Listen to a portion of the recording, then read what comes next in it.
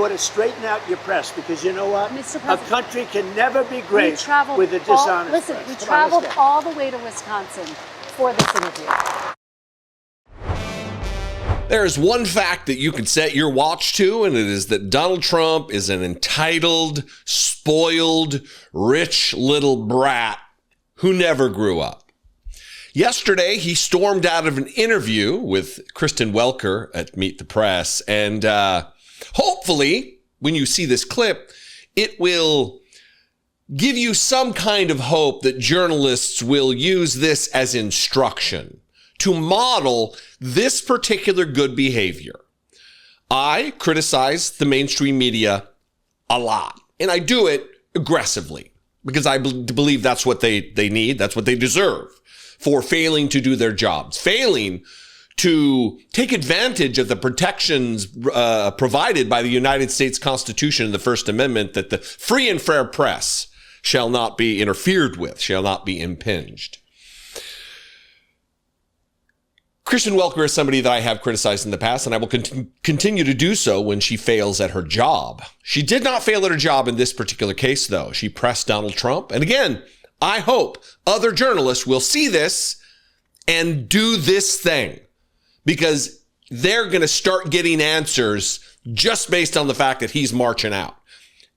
A lot of times, I've said this a million times, oftentimes what is not said communicates more than what is said. And when Donald Trump gets challenged, when he's delivering record-breaking pace of lying and delivering his conspiracy theories, if he's challenged, if he's not allowed to just spew with no pushback whatsoever, he freaks out. He rips his mic off and throws it on the ground, practically stepping on it, and then marches out. A remarkable moment, a moment that we should see every single time a reporter talks to Donald Trump. Every single time. They should not even give him a chance to call them stupid or fake news or whatever insane conspiracy theory nonsense that he tries to spew. Again, instructive. I hope this moment is. Watch this from yesterday's interview with Donald Trump on Meet the Press. They sent people to jail who did nothing wrong. All right, just to be very clear, there's no evidence of what you're saying. But let me ask you about Todd Blanche. Let me ask you about Todd Blanche. Listen to me. Let's talk about Todd Blanche. There's tremendous evidence. There's nothing but evidence.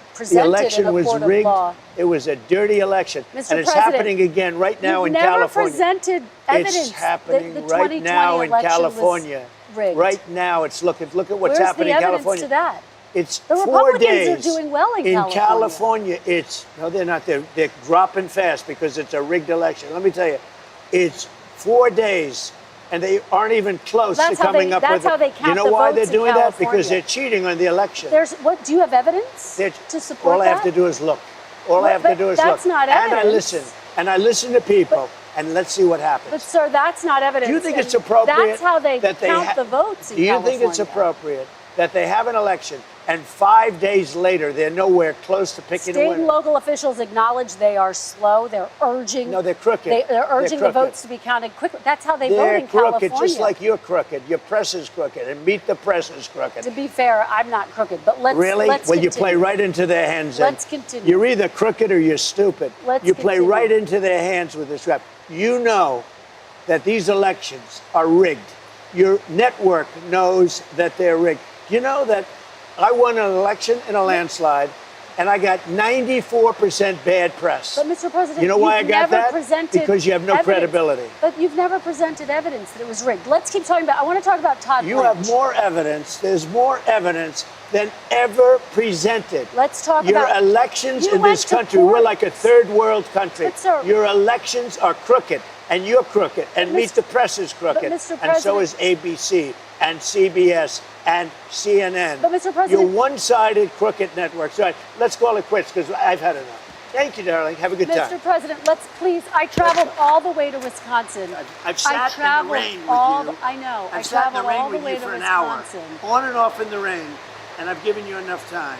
You ought to straighten out your press, because you know what? Mr. A country can never be great with a dishonest press. Listen, we traveled all the way to Wisconsin for this interview.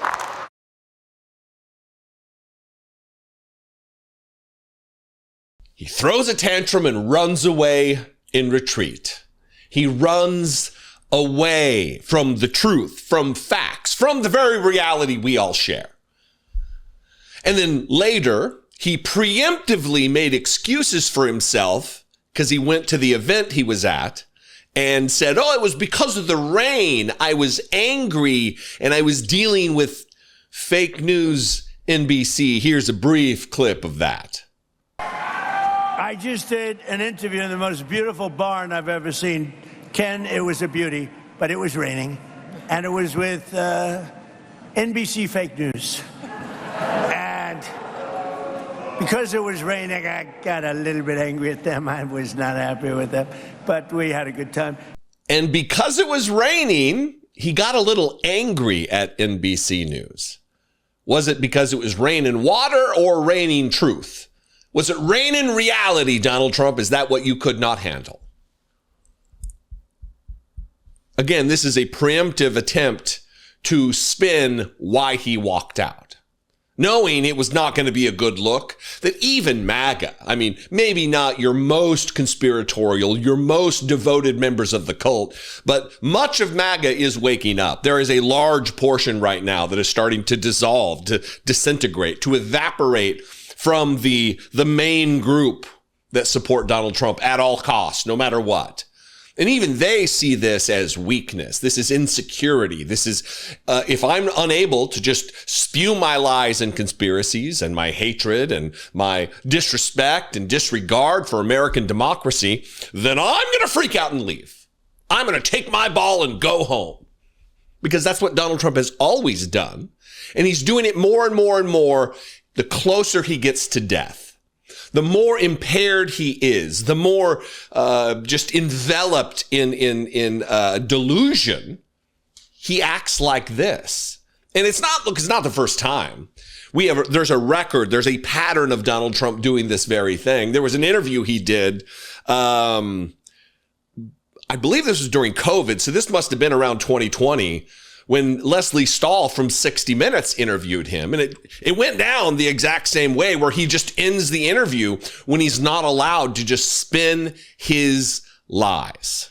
Do you think that your tweets and your name calling are turning people off? No, I think I wouldn't be here if I didn't have social media. Well, but the media is fake.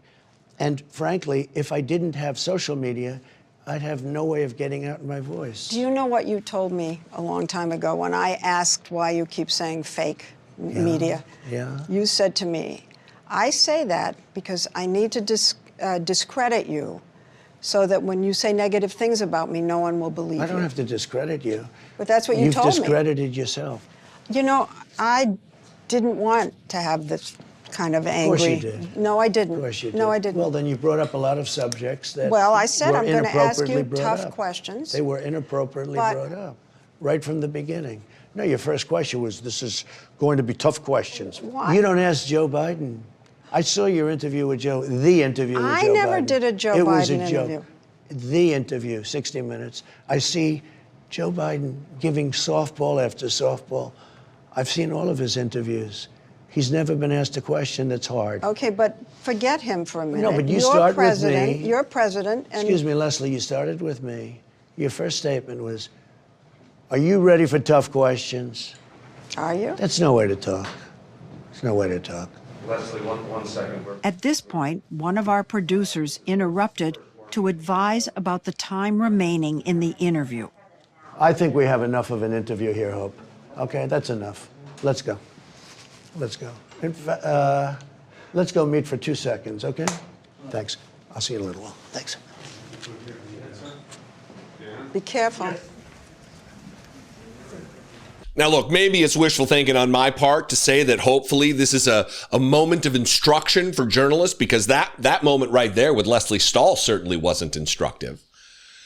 I mean, hopefully, if anything, hopefully just Kristen Welker learns from this moment to continue to push all politicians, not just Republicans, but Democrats as well. Push politicians on getting answers. Don't allow them to do the squirrely thing where they answer a question that wasn't asked and move on.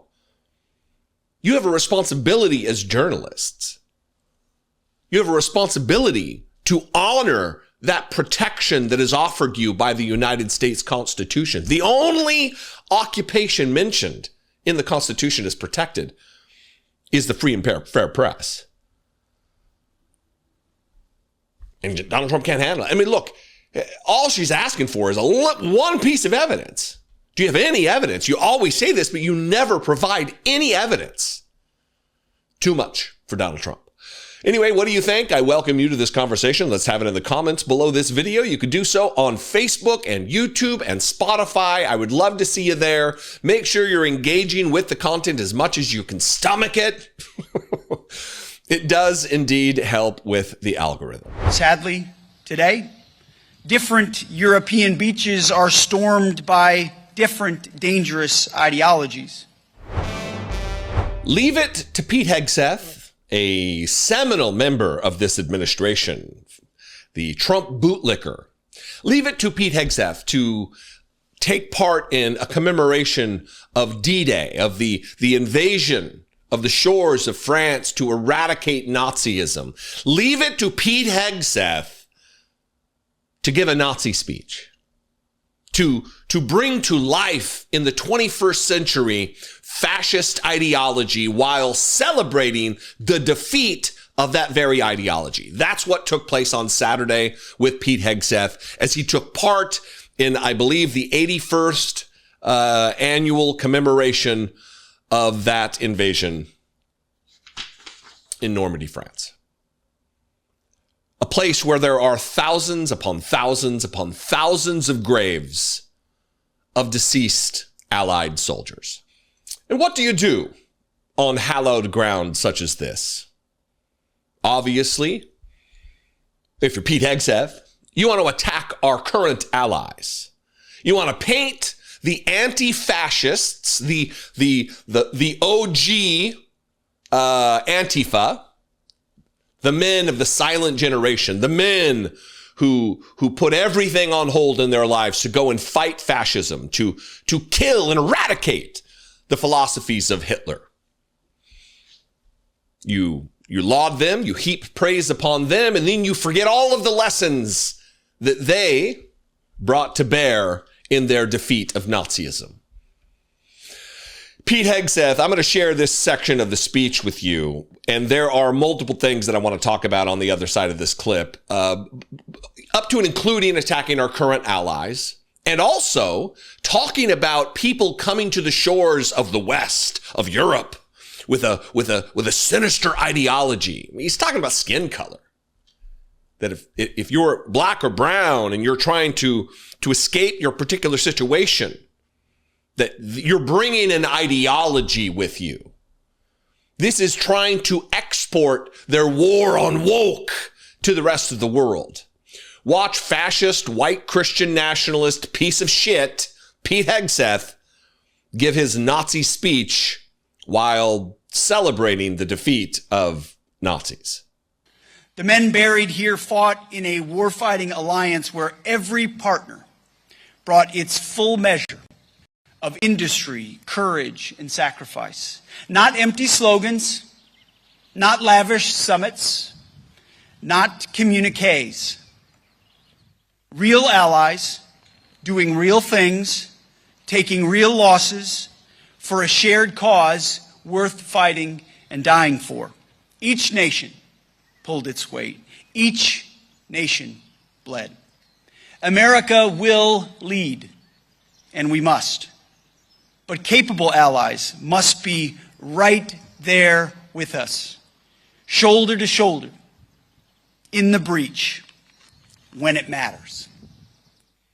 In the years since these beaches, much of the West, in some places, in some quarters, and in some capitals, grew comfortable.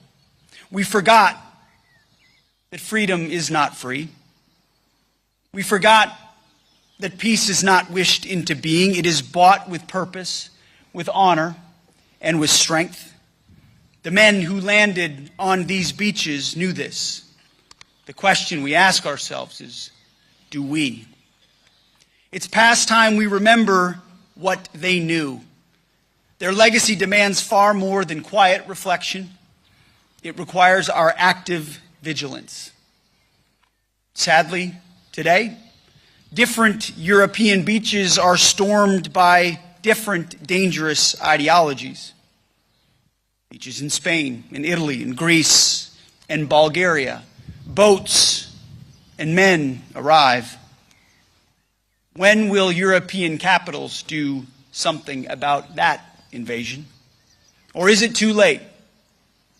I pray not, and I believe not. Look, what I've done here is just bold the parts that I want to talk about in this transcript. The men buried here fought in a war, fighting an alliance when every partner brought its full measure of industry, courage, and sacrifice. Not empty slogans, says the guy filled with empty slogans. Not lavish summits, says the man who works for Donald Trump, who loves him a lavish summit. No. Real allies, Pete Hegseth says, doing real things, taking real losses for a shared cause worth fighting for and dying for. Each nation pulled its weight. Each nation bled. All of this is a precursor to this next line of thought where he wants our allies to follow Donald Trump into his illegal, unconstitutional war of choice in Iran. He wants our allies to take part in an illegal war against Iran, an immoral war against Iran. And if you don't do so, you're besmirching the legacy of what took place here on these shores, is what he's trying to say. But capable allies, this is spitting in their faces while they're right there on the dais with him. But capable allies must be right there with us, shoulder to shoulder in the breach when it matters. In the years since, these beaches, and much of the West in some places, in some quarters, in some capitals, grew comfortable. This is all shitting on our allies, our economic allies, our military allies. People who are in the fight for us. They are there for us. The only time that the articles in in NATO that have ever been asked, our allies asked to come to our defense, the only time it's ever been invoked is at Article 5 of NATO. Was 9/11. We've never come to anybody else's aid because no one ever needed it. But when we needed it, they came. And that's all forgotten. With Pete Hegseth and Donald Trump, it's what have you done for me lately, I guess. They forget the vast sacrifices that were made by our allies, the blood shed by their soldiers, by their military, the treasure spent, wasted in the Iraq War. They forget this, or they ignore it. Here's the Nazi part, as if you don't already know. Sadly, today, different European beaches are being stormed by different dangerous ideologies. Beaches in Spain and Italy and Greece and Bulgaria. Boats and men arrive. When will European capitals do something about that invasion? It's not an ideology. Having a greater level of melanin in your skin, Pete Hegseth, than you do, isn't an ideology. Having immutable characteristics that you have no control over because you were born that way. The luck of your birth isn't an ideology. Being a Muslim isn't an ideology. Being a religion other than your particular one flavor of the thousands of flavors of Christianity isn't an ideology. It's being a member of a religion. Now, when you put that into action, like you do, Pete Hegseth, that is an ideology. You bring with you ideologies. You bring with you hate and retread arguments that were made by Nazis in World War II and defeated by the men you're now acting like you celebrate. These are the same arguments, the exact same arguments. What do you think? I welcome you to this conversation on what should have been a hallowed day. a venerated day, a respected day, a commemorated day. And Pete Hegseth, of course, sullied it. And now France is like, well, you can't even come fucking back, dude. Persona non grata, I believe, is a headline that I read earlier today. Anyway, what do you think? I appreciate your participation in this conversation. Let's have it in the comments below this video. Make sure you're liking and following the Dollemore Daily on Facebook, that you subscribe on YouTube, that you follow, and check out the content that is natively posted. This video is native on Spotify. You can also call the voicemail line. Leave me a brief voicemail, 714-576-4054. And of course, as always, you can email me, daily@dollemore.com. Donald Trump is a liar that wants you to believe a reality that does not exist. He feels the walls pressing in against him. You know, I already talked about the Donald Trump storming out of the interview and throwing his tantrum and ripping his mic off with Kristen Welker.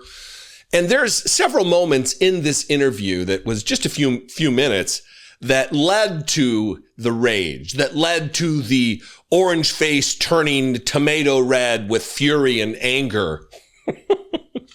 And this is one of those moments, is Kristen Welker asking him, hey, listen, you made all these promises about no new wars. What changed with all of the hundreds of times? I'm paraphrasing. I'm saying the question the way that it should have been asked. You'll hear the real version in a minute.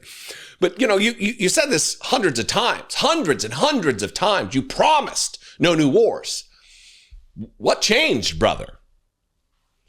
Other than the fact that you can make hundreds of millions, maybe dollars off of this, maybe billions of dollars personally, that you can loot the treasury and have your goofy kids enrich themselves off the backs of Pentagon contracts that you're steering their way, that you're ensuring that they get. And your allies will also be flush with cash as you rob the American people.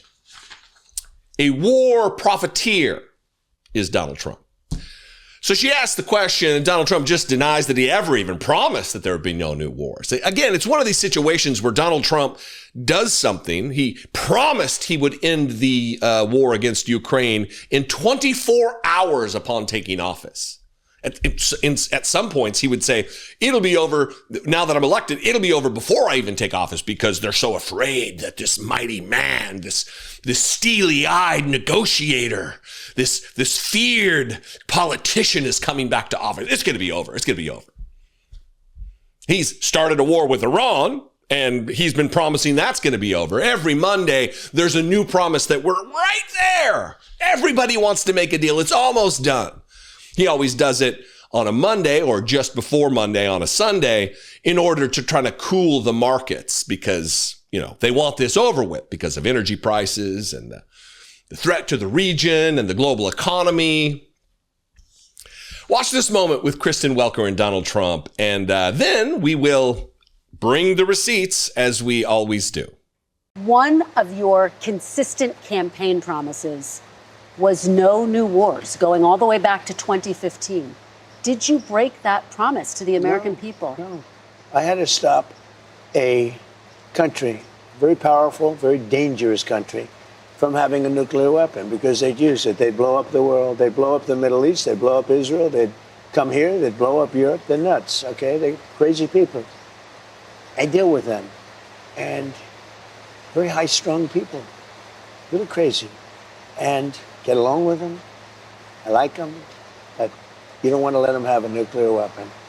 And I'm doing the world a service, but I'm doing our country a service. You know, it's America first. I'm doing our country a service.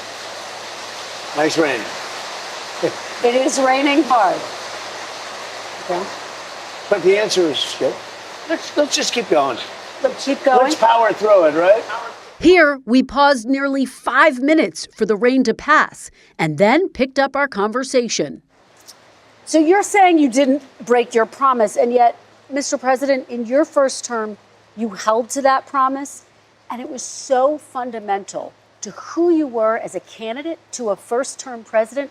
What changed? Because you insisted no new wars. First of all, I didn't guarantee no war. Why would I have built the strongest military in the world? I built our military. I inherited a terrible military. We had no equipment. We had nothing. I built a tremendous military. Biden gave a lot of it away, but it's still a relatively small portion compared to what I built. But you said it over and over again, Mr. Why would I President? build a military? Now, I didn't want to use this, but I'm doing you and everybody else a big favor. Very telling. Very telling. Donald Trump he's unable, because of his cognitive decline, to deny or spin the story in the way that he used to. He's never been very skillful at it. He's not very adept at really anything. But he used to be better than this at the lies. Donald Trump made all kinds of promises. Again, everything was going to be done the first day, day one, 24 hours, he said, with Ukraine. And by the way, if those were the justifications for the Iran war, then the nuclear program and all of the things that he said, then why didn't he do this the first term? Because nothing's changed. The exact same conditions and situations that exist right now existed between 2017 and January 20th, 2021. Exactly the same. Nothing has changed whatsoever. So why, if it was so imperative to do this now, didn't you do it the first time? I mean, the answer, spoiler alert, is that he's being led around by the nose by Benjamin Netanyahu. But to the promises that he denies he made, there's a clip out there from Juliette Jeske from Decoding Fox News, and she put together a long, more than 2-minute long mashup of Donald Trump promising time and time and time and time and time and time and time and time and time and time again that there would be no new wars. Promised. No new wars. There was no wars the first time. There'll be no new wars this time. He had his emissaries like Tulsi Gabbard and others get out there and the endless regime change wars. And that's exactly what they want this to be, a regime change war. He said it at the Republican National Convention when he accepted the nomination of his party. And here's that. Well, you will be paying a very big price.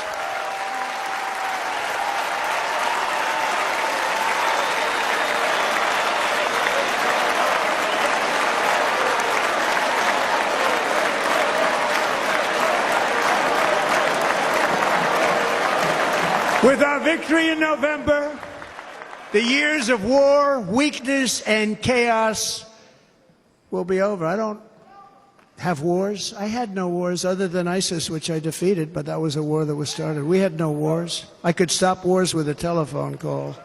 I could stop wars with just a telephone call. If properly stated, it would never start. Wait. You can end a war with a phone call. Well, why don't you end your own war, end the Iran war with a phone call?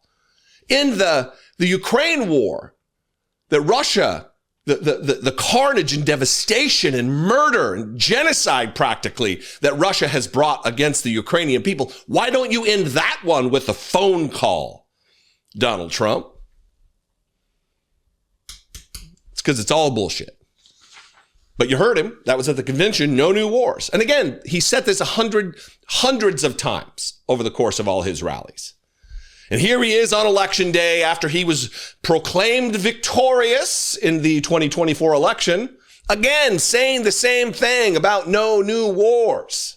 A historic realignment, uniting citizens of all backgrounds around a common core of common sense. You know, we're the party of common sense. We want to have borders.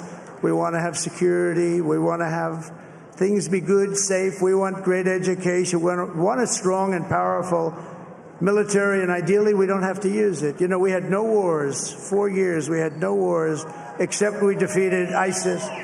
We defeated ISIS in record time. But we had no wars. They said, he will start a war. I'm not going to start a war. I'm going to stop wars. But this is also a massive victory for democracy and for freedom. Together, we're going to unlock America's glorious destiny, and we're going to achieve the most incredible future for our people. Yesterday, as I stood at my last stop on the campaign trail, I'll never be doing a rally again. Can you believe it? No more rallies. Can you believe it? No more rallies. You're still having rallies, dipshit. Another lie compounding on a more serious lie. A less important lie sprinkled upon a more important lie. No new wars. End the wars, in fact. and then denies it, denies the very reality that we all share.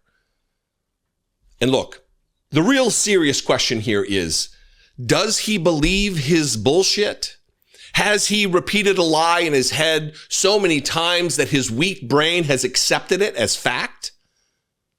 Or does he believe MAGA to be so stupid, to be so daft, to be so lacking in possession of critical thinking skills or memory to look back and remember all of the things he promised? Yes, we're going to release the Epstein files. And then he fought tooth and nail against it. Yes, the gas prices will be lower. Inflation will be lower. Affordability, groceries, the old-fashioned lies. And the affordability problem is compounded on it's more of a problem now because of the war. We might have been in just normal shitty times with his tariffs, but now that he's done this, it's extra, just compounding upon problem upon problem upon problem. Exponentially worse than it would have been. But he wants you to believe that all those times you heard him promise no new wars, that didn't happen. I made no promises. I didn't guarantee no war. Why would have I built the strongest military in the world? You didn't build the strongest military in the world. You walked into the strongest military in the world, dipshit. And everybody knows it. No one with any reputation at all, with any acuity or understanding of geopolitics would say that the United States military isn't the strongest military in the world. It's certainly the most well-funded military in the world and has been for decades, for generations. It's been that way. But Donald Trump is a liar that wants you to believe a reality that does not exist. He wants MAGA certainly to believe it. He feels the walls pressing in against him, closing in. He can no longer escape the promises he made to a fervent, worshipful audience, a fan base who believes him. That's the rub here. They believed him when he said he would release the Epstein files. They believed him when he said over and over, no new wars. It was a feature of his personality. And they bought into it and they repeated those lies. And now he made them liars. And apparently it's too much because he has breached the floor of unpopularity that he once was like 38%. 38% approval rating. Now it's even less than that. 37, 36. 35, ticking down, down, down, as his disapproval rating spikes. Approaching 70% of Americans disapprove of Donald Trump's handling of the economy, of geopolitics, of the military situation, of enriching himself, of his goofy UFC fight on the lawn of the White House, of all of his vanity projects where he's putting his name on everything illegally. When a judge says you can't do that because it's illegal, that means he was acting illegally in the first place. Donald Trump's ignoring of court order after court order. His masked secret police force executing American citizens for protesting in the streets. People are waking up. I know, I went off on a little jag there. Not a part of the notes. Anyway, what do you think? Let's have a conversation in the comments below the video. I would love to hear from you. You can also call and leave me a brief voicemail at the voicemail line, 714-576-4054. I mean, you can leave a long voicemail, but you know, I only so many hours in the day. The bigger the show gets, the less time I have for listening to a series of 3-minute voicemails. So you do you, but I'm gonna do me, or I'll be me. I can't do myself, but I'll be me. I find this offensive, not just because that happens to be my faith. It's also just repugnant. Secretary Hegseth, tear down that wall. Pete Hegseth is attempting to erase about 170 religions at the Pentagon and also Christian faiths that he doesn't particularly like. Personally, particularly like. Well, look, I talk about Christian nationalism a lot on this show, so much so that I got a prop. I've got the bat phone to Jesus here that I make fun of these self-proclaimed prophets of God, these self-proclaimed messengers, conduits of the voice and thoughts of God himself. And Mike Lee, right now, in the wake of this announcement from the Pentagon that they're cutting 170 or so religions, combining Christian faiths and just eliminating others from the list. I've got the list here. It's crazy. Also saying that atheism is a religion. It doesn't make any sense. But Mike Lee's complaining because the Mormon church, the Mormon senator from Utah, the Republican who votes for Republicans, who votes for all of Donald Trump's agenda, who voted to confirm Pete Hegseth, he's now crying after Mike Lee invited the bear into the tent. He now is crying that the bear devoured him in his sleep. It's the old adage about not the old, somebody made it up on Twitter, I think, but or wrote a blog about it, but people voting for the leopard party and then complain when the leopard eats their face. Well, I didn't think it would eat my face. It's such a popular thing that we've got stickers that we sell on the website on Dollemore.com. Memory spotty? Vote leopard as the leopard devours the smiley face. Mike Lee, a guy who loves this, voted for this, loves to talk like a white Christian nationalist. And then when he gets boxed out, when his particular faith isn't one of the ones, you see, here's the deal about Christian nationalism. It's not about Christianity. It's about one narrow interpretation, one particular flavor of Christianity that they want to rule all of us. Whether or not you're that particular flavor of Christianity, whether you're a Christian at all, whether you're a Catholic, which is a Christian, whether you're a Mormon, which is a Christian, whether you're a Jew, whether you're a Muslim, whether you're a Buddhist, whether you're Sikh, whether you're anything, whether you're a nun, N-O-N-E, like me. It's not about protecting Christianity. It's not about anything other than power and ruling over everybody under the moniker of Christianity. We're going to get to that, though. Here's a headline to give you kind of the space of what's going on here before I get to Mike Lee. This is from Salon. Pentagon slashes recognized religions down to just 31 faiths. Military faith recognitions went from 200 plus to 31, mostly Christian beliefs. So let's do this. Let's look at some tweets from Mike Lee here. I got some tweets. Can anyone tell me why the Church of Jesus Christ of Latter-day Saints was left out of the list of Christian churches? He went on, posting a video about it. As of 2 days ago, the Pentagon recognizes every Christian faith in America as Christian, except one. That's not okay, and it needs to change now. Pass it on if you agree. Please clap, he says. First of all, the Mormon religion is just another white supremacist church, just another racist faith. And I'll defy anybody to try to justify all of the scriptures in the Book of Mormon that talk about being white and delightsome. Joseph Smith was a racist. Brigham Young was a racist. They are white supremacists. It's a freak show church. White and delightsome. Many times it's mentioned in the Book of Mormon. I have lots of family members that are Mormon. I grew up in Idaho, which has a outsized Mormon population. It is what it is. These are facts. But here is the video that Mike Lee posted in this tweet complaining about the leopard eating his face, the bear devouring him in his sleep. The faith of the American people has always been one of its greatest strengths, as is the fact that the Constitution prohibits the United States government from treating people differently based on their religious beliefs, regardless of what denomination they might be drawn toward, they might belong to, or whether they have any faith at all. It's one of the many things that has strengthened our country, and it's especially important in this circumstance that the government recognize the faith of the men and women who serve in uniform and stand ready, willing, and able to die at any moment as they serve our country in times of war.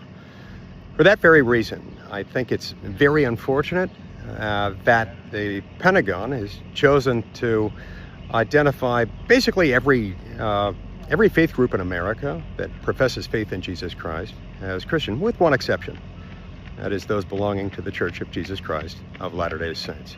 I find this offensive, not just because that happens to be my faith, but not just because it happens to be the faith of tens of thousands of U.S. military personnel, but it's also just repugnant to any sense of decency, any sense of our common heritage and our common belief that the government needs to not weigh in on doctrinal disputes between various religious denominations. And so I respectfully am imploring people at the Pentagon to reconsider this. Not just reconsider it, but undo it. Secretary Hegseth, tear down that wall. This is not cool. Get rid of it. Get rid of it now. Thank you. Hey, Mike, shut the fuck up. You're only concerned about rights being trampled upon when they're your rights.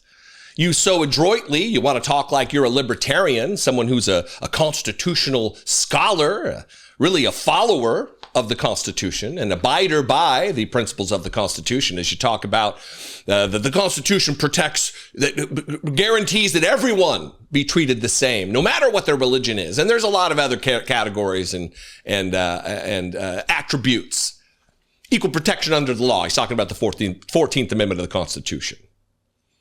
But he's only complaining about it now when it touches home, when it bites him in the ass. Yeah. Let me talk a little bit about why this is a problem, and that why Mormons, no matter the fact that their religion is weird and racist, they also need representation in the military from a chaplain. There were a couple of different times where I visited a chaplain when I was in the Marine Corps. And if they sent me to a Mormon chaplain, how would have that given me comfort? How would have that allowed me to align and fellowship with someone of my own particular faith? If they'd sent me to a Jewish chaplain or a Buddhist chaplain, how would that have helped me? And they're eliminating that. That is what is in this Salon article. That's exactly what they say here. The change affects how the military tracks and organizes religious affiliation data used for chaplaincy services.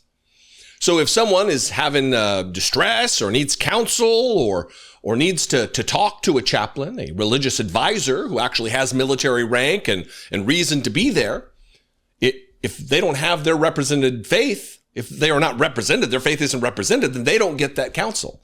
Unless, of course, Pete Hegseth is trying to cull all of these different faiths and then have one generic Christian chaplain that will be a member of his particular faith. Remember, Pete Hegseth is a part of a church. His pastor is Douglas Wilson, the man who believes that women shouldn't have the right to vote, the man who truly believes and has said as much that the 19th Amendment of the United States Constitution should be repealed so each household gets a vote, and it's the man of the household who decides who gets to vote, who gets voted for.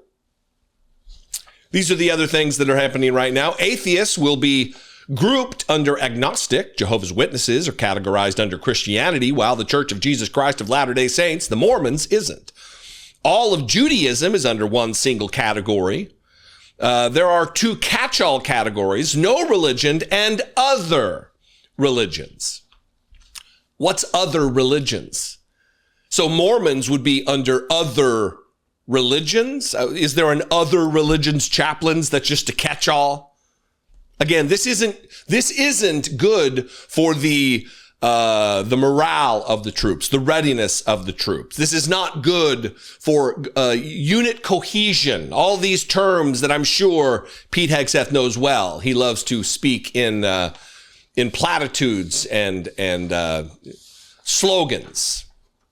But this is the list here. This is the list of faiths: agnostic, Baha'i, Buddhism, Christian, all these, and Hindu, Islam, Judaism, no religion. No religion isn't a religion, Pete. Atheism isn't a religion. Agnosticism isn't a religion.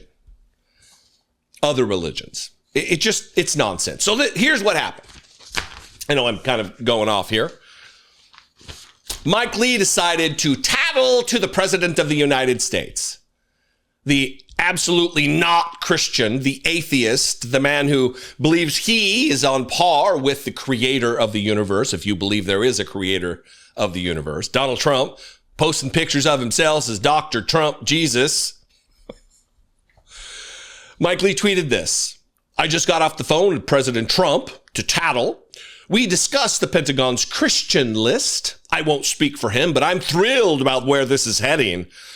We're most fortunate that President Trump, 1, loves Latter-day Saints, and 2, is our commander-in-chief. Stay tuned. You got to get a little ass-kissing in there, otherwise it's not a full Trump conversation. Isn't that right, Mike Lee? As you're happy, pleased as punch to trample upon the liberties of other people based on their faiths, based on them, their protections under the Constitution. You don't care about that. But when it comes home, you voted for this, dipshit. You asked for this. And now that the thing that's happening that we all said was going to happen, you're caught off guard? Maybe you're not qualified to be a United States Senator since you can't see the full picture. You don't have an ability to view the 30,000-foot perspective on this particular thing, because this was obvious that it was happening from day one. They're erasing black people's contributions. They're trying to erase your very religion from recognition at the Pentagon of all of the thousands, maybe, of Mormons who serve in the United States military. Now, maybe, because of the tattletaling, you'll get your chaplains, Mormons. But anyway, just ridiculous, more nonsense from Republicans who only care about liberties, religious and otherwise, if it affects them, if it impacts them, if the chickens come home to roost on their particular chicken coop, then we got a problem. Anyway, what do you think? I welcome you into this conversation. Let's have it in the comments below the video. You can also call the voicemail line. You can also email me. There's all kinds of ways to communicate with the show, and I would love for you to take part in any one that suits your fancy. Do you have a fancy that needs suited? BARI WEISS sends an email to my boss, Tanya Simon. Can we make the protesters look more violent? So I talked about at the end of last week that Scott Pelley was fired unceremoniously from CBS for cause. Yeah, for cause. Because he pushed back in a meeting with the new executive producer. And then over the weekend, actually, that particular executive producer claimed and then retracted the claim that Scott Pelley physically attacked him in this meeting. Physically attacked him. Not just verbally accosted him or insulted him or whatever other nonsense. And Scott Pelley went on the New York Times opinion podcast with Lulu Navarro, somebody I'm not a giant fan of, somebody who sits down with Tucker Carlson and lets him run roughshod with his lies and conspiracy theories. Somebody who was all up in arms when Charlie Kirk was killed and, oh, this is horrific. I can't believe people are saying the things they're saying about Charlie Kirk, all of which were true, that he was a racist, Christian nationalist bigot. Didn't deserve to die, but he was what he was. So Scott Pelley sits down with the New York Times with her on the Opinions podcast or whatever. And he makes a charge that he made in his outgoing letter that I read last week. We'll link below to that particular video.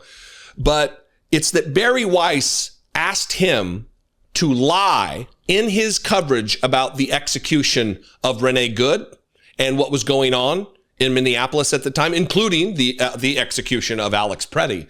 That BARI WEISS, the head of CBS News, ordered him, instructed him to lie, to tell Donald Trump's lie in their coverage on 60 Minutes. And a lot of people would ask, well, what exactly is he talking about? This is crazy. expected, many of us believe, but this is nuts for a news organization to do this. This is quite the allegation. Well, he explained what he meant by that. And I've got that clip. And then because we're equal opportunity offenders here, we're equal opportunity truth tellers, we're going to call it like it is. I'm also going to call Scott Pelley out on his both sidesing of his coverage in Minneapolis. I was on the ground just a couple of days after Renee Good was killed by the masked secret police of Donald Trump. I know what protesters were acting like. I was one of those protesters in the face of ICE agents screaming at them. He references that in the second clip. But first, the thing the video is about is him explaining how BARI WEISS ordered him to lie using CBS News and 60 Minutes as the conduit. So we work on all of these things. We get the piece approved by everyone. And about 4 hours after our deadline, BARI WEISS sends an email to my boss, Tanya Simon. Two of the things in the email include, can we make the protesters look more violent? Now, I'm paraphrasing. I don't have the quote, but that's what was communicated to me. And the other thing was Renee Good's car. You need to describe her as driving toward the officer. This is not what you see on the video. On the video, you see the officer standing slightly off the front of the car, and you clearly see Miss Good's wheels turned completely as far as they will go, away from the officer. But he shoots her in the head, kills her, and says something about her in that moment that I can't repeat in polite company. So we have gone out of our way in our plan from the very beginning to show the protesters for the responsibility that they had. We had already scrubbed the video archives looking for those scenes. But it somehow wasn't enough for Ms. Weiss. The video showed that the officer wasn't standing in front of the car and she wasn't driving toward him, but that's what the president said about that, and that's the way she wanted it described. That is the new 60 Minutes. That is the new CBS News with BARI WEISS in control. They want to ingratiate themselves to Donald Trump. They want to become state media, state propaganda. They want to beat Fox News at Fox News's game that they've honed over the course of several decades, since I believe 1996, when they took the air. All of that is bad. All of that means you cannot trust 60 Minutes with Tony DeCoppel and all of the other dipshits who have stuck around, including Scott Pelley until he was fired. And look, I respect Scott Pelley. I do not believe Scott Pelley is a malign force, but Scott Pelley has been around so long and both sidesing things and forcing someone to look at both perspectives, flattening the playing field, flattening the topic, acting as though, well, yeah, there were protesters who were screaming in the faces. Is this really protected speech? Yeah, it is, Scott. Yes, it is. So maybe I should have done it in reverse order, but I know how YouTube works, and I know that clip that we just played is the one you wanted to see. This came just before what you just watched, him explaining how they both sides the coverage, and still it wasn't good enough for the MAGA crowd within CBS News. You have now accused Weiss of injecting, and I'm quoting here, falsehoods and bias. This was in your parting statement, into at least one of your politically sensitive stories. Can you tell me the nature of that complaint? What did she specifically ask for? What story are you talking about? As I recall, that's February, and my team and I are doing a story about the protests in Minneapolis against the ICE crackdown there. We've interviewed Senator Rand Paul, Republican, because he's going to hold hearings into this. And the fact that a Republican was going to do that was quite newsworthy. So we interviewed Senator Paul and then built out a story about what had happened. The killing of Renee Good, the killing of Alex Preddy, the protests. I felt it was very important to identify that the protesters themselves were being very aggressive and that they were half of these confrontations. And so I instructed my producers to find images over the past few weeks of these protests in which we see the protesters acting aggressively.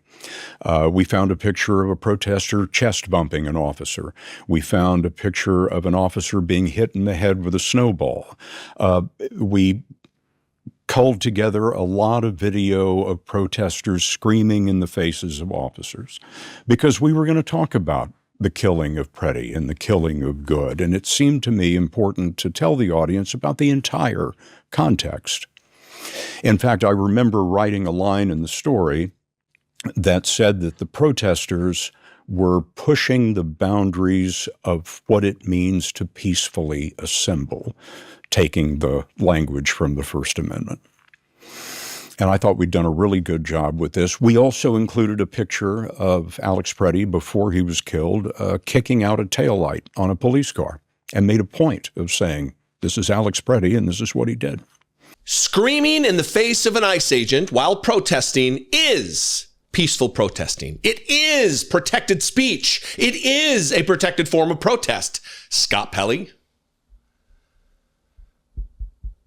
I can't speak to snowballs. Didn't see that. If one particular agent was struck with a snowball, then there should have been legal charges. There should have been consequences, right? There are remedies for this. You don't go on an execution spree because one agent got hit with a fucking snowball.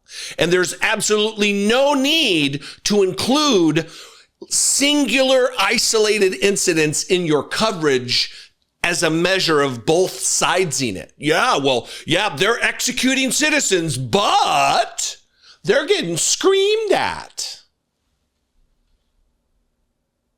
Journalism is broken in America, maybe irreparably.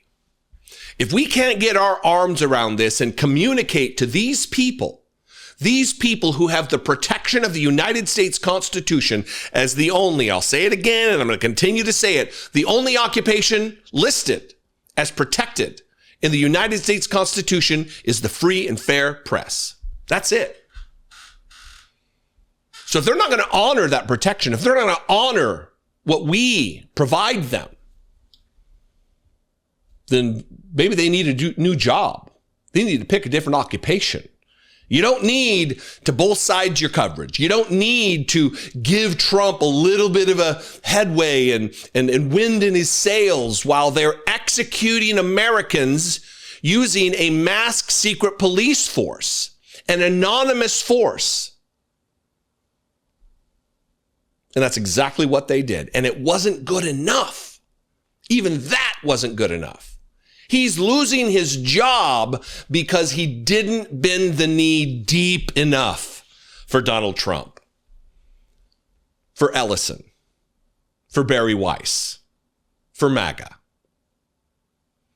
What do you think? I welcome you to this conversation. I'm sure there are many people who disagree with me. That is okay. I can withstand your slings and arrows of dissent.